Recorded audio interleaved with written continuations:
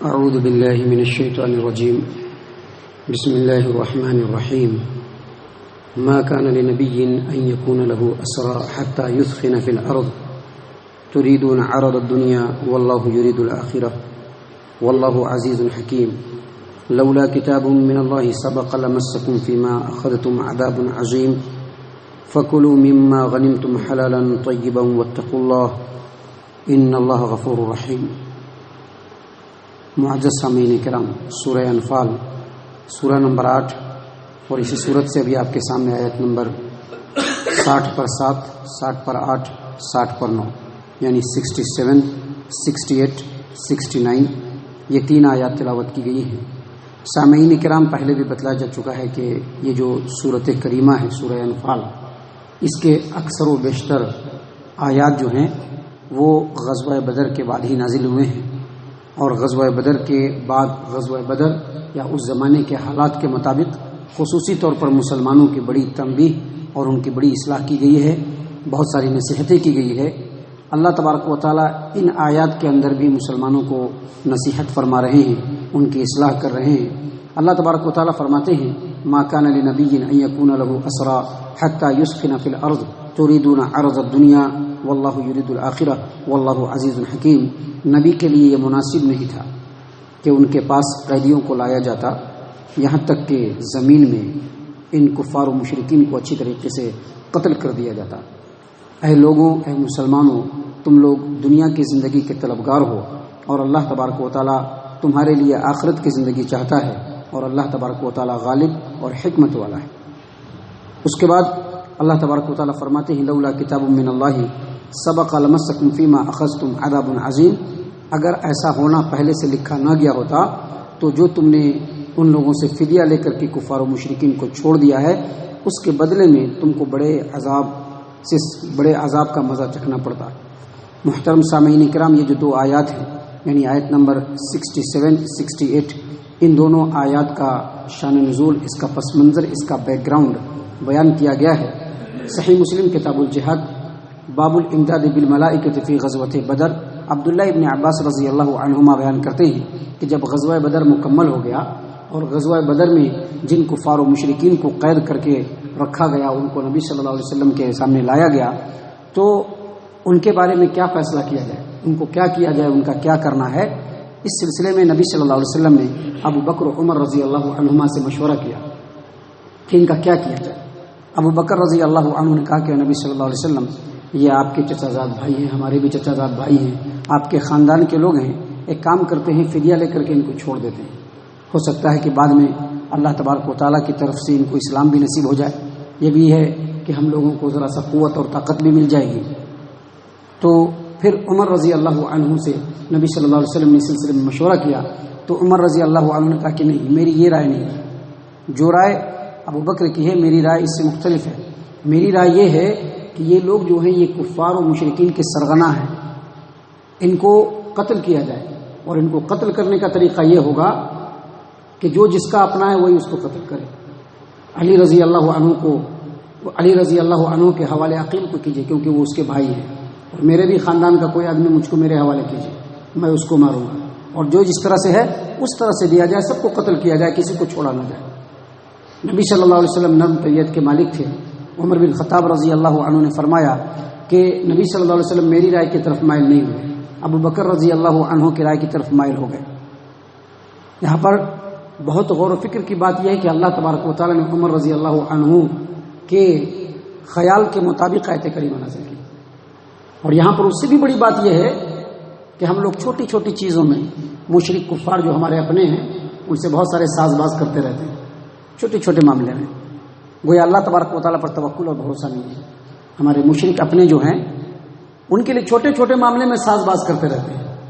تاکہ تھوڑی ان کی بھی چلتی رہے، تھوڑی ہماری بھی چلتی رہے. یہ ہمارا رویہ ہے. آپ دیکھیے عمر رضی اللہ عنہ نے کہا کہ ایسا بالکل نہیں ہونا چاہیے. آپ ایک کام کیجئے، عقیل کو علی کے حوالے کیجئے اور میرا جو رشتہ دار ہے میرے حوالے کیجئے، جو جس کا رشتہ دار ہوگا اسی کو قتل کرے گا. اللہ کے رسول صلی اللہ علیہ وسلم ابو بکر رضی اللہ عنہ کے رائے کی طرف مائل ہو گئے اور عمر رضی اللہ عنہ کی رائے کی طرف مائل نہیں ہوئے. عمر رضی اللہ عنہ کہتے ہیں کہ کل صبح جب میں آیا تو دیکھا کہ ابو بکر بھی رو رہے ہیں اور رسول اللہ صلی اللہ علیہ وسلم بھی رو رہے ہیں. میں پہنچا اور کہا کہ آپ لوگ کیوں رو رہے ہیں، رونے کی وجہ بتلائیے تاکہ مجھ کو بھی رونا آ جائے، اور اگر رونا نہیں آئے تو میں بھی رونی شکل بنا کر کے آپ کے ساتھ بیٹھ جاؤں، کیا معاملہ ہوا ہے بتلائیے۔ کہا کہ تمہارے ساتھیوں نے مجھ کو یہ رائے دیا تھا کہ بدر کے جو قیدی ہیں ان کو چھوڑ دیا جائے، فدیہ لے کر کے ان سے معاوضہ لے کر کے چھوڑ دیا جائے۔ یہ عمل اللہ تبارک و تعالیٰ کو پسند نہیں تھا۔ اللہ تبارک و تعالیٰ نے اس سلسلے میں ہم کو عذاب دکھلایا ہے، جو عذاب بالکل درخت کے پاس ہے، درخت کے قریب ہے۔ سامعین کرام، اس سلسلے میں ایک اور حدیث ہے جس کو امام ترمذی اپنی جامع ترمذی ابواب و تفسیر القرآن کے اندر نقل کرتے ہیں۔ عبداللہ بن مسعود رضی اللہ عنہ بیان کرتے ہیں کہ جب بدر کے قیدی لائے گئے تو نبی صلی اللہ علیہ وسلم نے صحابہ کرام کو بٹھایا اور ان سے مشورہ کیا، تو اکثر و بیشتر نے یہی رائے دی کہ ان کو چھوڑ دیا جائے فدیہ لے کر کے، اور کچھ لوگوں نے کہا کہ نہیں، سب کو قتل کیا جائے۔ نبی صلی اللہ علیہ وسلم نے فیصلہ فرمایا کہ سبھی کو قتل کرنا ہے، جو فدیہ دے گا اس کو قتل سبھی کو فدیہ دینا ہے، اور جو فدیہ اور معاوضہ نہیں دے گا اس کو قتل کرنا ہے۔ تو عبداللہ بن مسعود رضی اللہ عنہ نے ایک آدمی کا نام لیا، کیونکہ وہ اسلام کا ذکر کرتا تھا، تو نبی صلی اللہ علیہ وسلم نے بھی ان کا نام لیا اور کہا کہ اس کے علاوہ سبھی سے فدیہ لیا جائے، یا جو فدیہ نہیں دیتا ہے اس کو قتل کر دیا جائے۔ تو اللہ تبارک و تعالیٰ نے عمر رضی اللہ عنہ کے رائے کے مطابق یہ دونوں آیت کریمہ نازل کی کہ ما کان لنبی ان یکون له اسرى حتى یسخن فی الارض تریدون عرض الدنیا واللہ یرید الآخرہ، یعنی نبی کے لیے یہ مناسب نہیں ہے کہ ان کے پاس قیدی لائے جائیں اور زمین میں ان کو اچھی طریقے سے قتل نہ کیا جائے۔ تم لوگ دنیا کی زندگی کے پیچھے بھاگ رہے ہو، اور اللہ تبارک و تعالیٰ تو تمہارے لیے آخرت کی زندگی چاہتا ہے، اور اللہ تبارک و تعالیٰ غالب اور حکمت والا ہے۔ اور اگر پہلے سے ایسا ہوگا، یہ لکھا نہیں ہوتا، تو جو فدیہ لے کر کے تم لوگوں نے کفار و مشرکین کو چھوڑا ہے، اس کے بدلے میں سخت عذاب سے تم کو دوچار ہونا پڑتا تھا۔ سامعین کرام، اس کی مزید توجیہ اور تفصیل دو طریقے سے کی گئی ہے۔ پہلی توجیہ اور تفصیل یہ ہے کہ بدر کے لڑائی میں 70 مشرکین مارے گئے اور 70 کو قید بنا کر کے لایا گیا، اور اللہ کے رسول صلی اللہ علیہ وسلم کو یہ اختیار دیا گیا کہ چاہے تو آپ فدیہ لے کر کے چھوڑ دیں اور چاہے تو ان سب کو قتل کر دیں۔ نبی صلی اللہ علیہ وسلم نے اس معاملے کے فیصلے کے لیے صحابہ کرام کو اکٹھا کیا، تو اکثر و بیشتر کی رائے یہی ہوئی کہ فدیہ لے کر کے ان کو چھوڑ دیا جائے۔ تو اللہ تبارک و تعالیٰ کی یہ چاہت نہیں تھی، تو اللہ تبارک و تعالیٰ نے یہ دونوں آیات نازل کی اور یہ بتلایا کہ یہ جو دنیا کے چکر میں پڑ کر کے تم لوگوں نے کفار و مشرکین کو چھوڑا ہے، اللہ تبارک و تعالیٰ کو یہ پسند نہیں ہے، اور اگر یہ بات اللہ تبارک و تعالیٰ لکھ کر کے نہیں ہوتا تو پھر تمہارے اوپر عذاب آ سکتا تھا، کیونکہ ممکن ہے کہ یہ جو 70 لوگ تھے جن کو چھوڑ دیا گیا، اگر ان کو کمپلیٹلی قتل کر دیا جاتا تو پھر آگے کبھی بھی کفار و مشرکین کو مسلمانوں کے اوپر حملہ کرنے کی ہمت نہیں ہوتی تھی۔ اس کی دوسری توجہ یہ بیان کی گئی ہے کہ نبی صلی اللہ علیہ وسلم کی طرف نہیں بلکہ صحابہ کرام کی طرف مخاطب ہو کر کے کہا گیا ہے، کیونکہ جب اللہ تبارک و تعالیٰ نے دو باتوں کا اختیار دیا ہے، دو باتوں کا، کہ یا تو فدیہ لے کر کے چھوڑ دیا جائے یا قتل کر دیا جائے، تو اس پر نہیں بلکہ صحابہ کرام کی طرف یہ مخاطب کر کے کہا گیا ہے کہ تم لوگوں کو یہ ہونا چاہیے تھا کہ میدان جنگ میں 70 کو پکڑنے کے بجائے 70 کو ہی پر قتل کر دیتے، لیکن تم لوگ اس لیے پکڑ کے رکھ لائے کہ اس کے ذریعے سے کچھ مال مل جائے گا، تو تم لوگ دنیا کی زندگی چاہتے ہو، دنیا کی زندگی مت چاہو بلکہ آخرت کی زندگی چاہو۔ معزز سامعین کرام، غزوہ بدر کے اندر جو 70 مشرکین جن کو قید کر کے لایا گیا، ان کا جو فدیہ تھا وہ 4000 درہم تھا، جس میں سے ہر ایک کو دینا تھا۔ جو مشرکین قید کر کے لائے گئے تھے اس وقت، اس میں عباس بن عبد المطلب رضی اللہ عنہ، جو اللہ کے رسول صلی اللہ علیہ وسلم کے چچا تھے، جو ابھی مسلمان نہیں ہوئے تھے، ان کو بھی گرفتار کیا گیا تھا۔ اللہ کے رسول صلی اللہ علیہ وسلم کے داماد ابو العاص، ان کو بھی گرفتار کیا گیا تھا۔ نوفل بن حارث کو بھی گرفتار کیا گیا تھا۔ عقیل بن ابی طالب کو بھی گرفتار کیا گیا تھا۔ اس طرح سے بہت سارے لوگ تھے، سب کو 4000 درہم دینا تھا۔ نبی صلی اللہ علیہ وسلم کی بیٹی زینب، جن کے شوہر ابو العاص تھے، جب دیکھا کہ ان کے شوہر ان کو گرفتار کر کے لایا گیا ہے، تو انہوں نے اپنے گلے کا وہ ہار جس کو سیدہ خدیجہ ام المومنین رضی اللہ عنہا نے ان کے شادی کے وقت ان کو بطور گفٹ دیا تھا، وہ ہار انہوں نے فدیے کے طور پر پیش کیا کہ اس کو لے کر کے میرے شوہر کو چھوڑ دیا جائے۔ تو نبی صلی اللہ علیہ وسلم نے جب وہ ہار دیکھا تو آپ صلی اللہ علیہ وسلم کی آنکھیں بھر آئی، آواز بالکل نمناک ہو گئی، غمناک ہو گئی، اور صحابہ کرام رضوان اللہ علیہم اجمعین کے سامنے انہوں نے یہ گزارش کی کہ اگر تم لوگ چاہو تو یہ ہار میں زینب کو واپس کر دوں اور اس کے قیدی کو ایسے ہی چھوڑ دیا جائے۔ اب صحابہ کرام نبی صلی اللہ علیہ وسلم کی بات کیوں نہیں مانیں گے؟